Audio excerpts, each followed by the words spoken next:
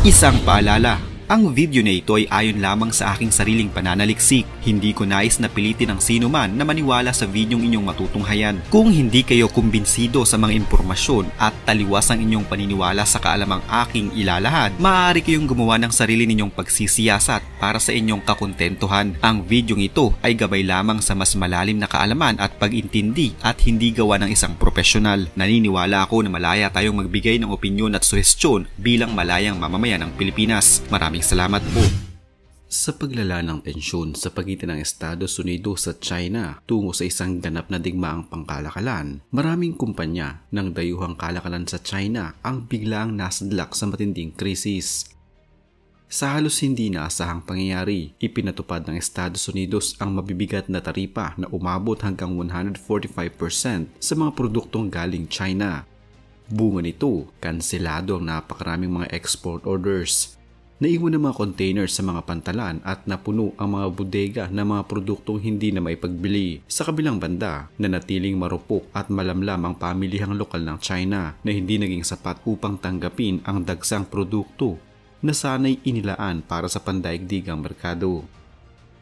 Sa harap ng ganitong matinding pagsubok, napilitang ibaba ng maraming negosyo ang presyo ng kanilang inventaryo. Isang marahas at desperadong hakbang upang patuloy na makaligtas sa gitna ng lumalalim na krisis sa ekonomiya.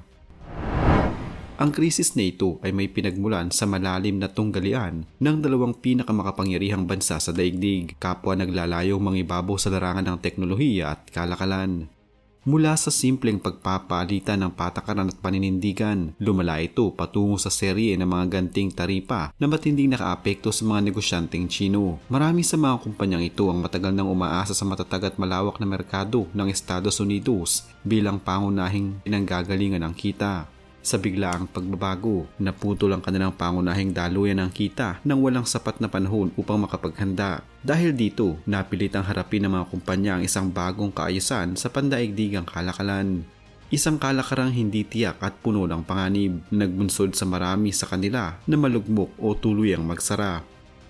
Ang trade war sa pagitan ng Estados Unidos at China ay nagdulot ng matinding epekto sa mga negosyo sa China, partikular sa mga sektor ng export. Isa sa mga pangunahing epekto ng trade war ay ang malawakang pagtaas ng taripa sa mga produktong Chino na umabot ng hanggang 145% sa ilang mga kaso. Dahil dito, nagkaroon ng hindi inaasahang pagkansela ng mga orders mula sa mga kliyente sa Estados Unidos na nagdulot ng malaking pagkalugi sa mga kumpanya ng China. Maraming negosyo ang nahirapan dahil ang kanilang mga produkto na naproduce na at na-ship batay sa mga kontrata ay naging hindi kayang bilhin ng mga mamimili sa Estados Unidos dahil sa mataas na presyo dulot ng mga taripa. Bilang karagdagan, nagkaroon ng mga seryosong problema sa logistika. Ang mga shipping containers na puno ng mga produkto ay na-stranded sa mga pantalan, sanhi ng pagkaantala sa customs at mga regulasyon. Ang ganitong sitwasyon ay nagdulot ng mataas na gasto sa inventaryo, pagkabigong magbayad sa tamang oras at pagkaantala sa supply chain. Ang mga negosyo ay nahirapan sa pamamahala ng kanilang mga produkto at madalas ay kinailangang magbayad ng penalidad sa mga logistics companies para sa pagkaantala at iba pang issue sa paghawak ng mga kalakal. Upang makabawi ang mga pagkalugi dulot ng pagkansela ng mga orders, ang ilang mga negosyo ay nagdesisyong subukang ibenta ang kanilang mga produkto sa lokal na merkado ng China. Gayunpaman, nahirapan sila makakuha ng mga mamimili dahil ang mga produkto ay kadalasang hindi tumutugma sa panlasa ng lokal na mamimili at mga regulasyong pangkaligtasan. Dahil dito, ang mga kumpanya ay napilitang magbenta ng mga kalakal sa mas mababang presyo, kadalasan ay sa wholesale markets o sa mga online platform tulad ng Taobao at Pinduoduo.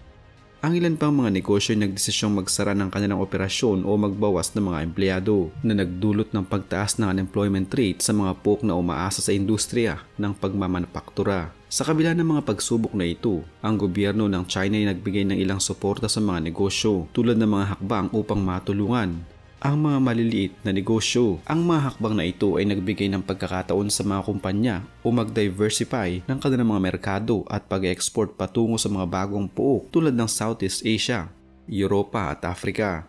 Gayunpaman, Ang mga hakbang na ito ay nangangailangan pa rin ng maraming oras at yaman upang magtagumpay. Sa pangkalahatan, ang trade war ay nagsilbing aral sa mga negosyo tungkol sa kahalagahan ng pagiging handa sa mga biglaang pagbabago sa merkado at ang pangailangan ng mabilisang pag-a-adjust sa mga krisis upang mapanatili ang operasyon at kita. Noong ipatupad ng US ang mataas na taripa sa mga produktong Chino, ang mga produkto na nakalaan para sa American market ay biglang nawalan ng buyer. Dahil dito, napilitang magbenta ng mga kumpanya ng kanilang inventaryo sa mababang presyo upang agad na makalikom ng pera, kahit na madalas ay hindi pa ito nakakabawi sa kanilang production costs.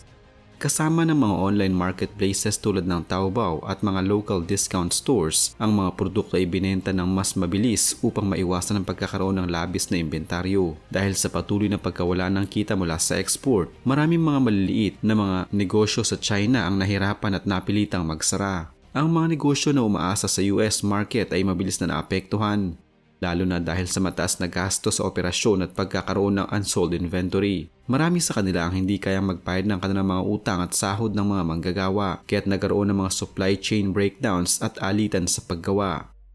Para sa ibang malalaking kumpanya, ang hindi pagtupad sa mga utang ay nagresulta sa mga lawsuits at pagkakasamsam ng ari-arian na nagdagdag pa sa kanilang pasanin. Sa kabila ng mga pagsubok, ang krisis na dulot ng trade war ay nagbigay daan sa mga negosyo na muling suriin ang kanilang stratehiya sa export at maghanap ng alternatibong merkado. Ang ilang negosyo ay nagsimulang mag-focus sa domestic e-commerce at pag-diversify ng kanilang mga merkado sa labas ng US upang hindi na muling maranasan ang parehong krisis. Ang mga lokal na gobyerno ay nagbigay ng mga subsidiya at tax breaks upang matulungan ng mga negosyo na mag-transition sa digital na kalakalan at magtayo ng mas matibay na relasyon sa mga bagong merkado. Sa kabila ng lahat ng pagsubok, ito ay nagbigay daan sa pagbabago at adaptasyon sa mga estratehiya ng negosyo sa isang bagong global na ekonomiya. Ang China-US trade war ay nagdulot ng malalaking epekto sa ekonomiya ng China, partikular sa mga industriya na umaasa sa malaking eksportasyon patungong Estados Unidos. Isa sa mga pinakaapektadong sektor ay ang textiles and apparel, kung saan maraming negosyong nahirapan dahil sa kanseladong orders at mabilis na pagbabago ng mga fashion trends. Sa kabila ng mataas na demand sa US, napilitang magbenta ng mas mura o itapo ng kanilang mga produkto ang mga pabrika sa Zhenjiang at Jiangsu na nagdulot ng malawakang pagkawala ng trabaho at pagsasara ng mga negosyo. Ganito rin ang nangyari sa electronics at component sector, kung saan ang mga OEM na umaasa sa US ng mga kliyente ay naiwan ng unsellable products at nahirapan sa pag-liquidate ng kanilang stocks. Kaya't maraming pabrika sa Shenzhen at Dongguan ang nagsara. Ang industriya ng machinery at industrial equipment ay nakaranas din ng malupit na epekto ng trade war dahil sa mataas na halaga ng kanilang mga produkto at limitadong demand sa lokal na merkado. Ang mga makinarya na naaayon lamang sa pamantayan ng US ay naging mahirap ibenta, kaya't ang mga pabrika sa Shandong at Henan ay nagkaroon ng mga problema sa inventaryo at napilitang magsara.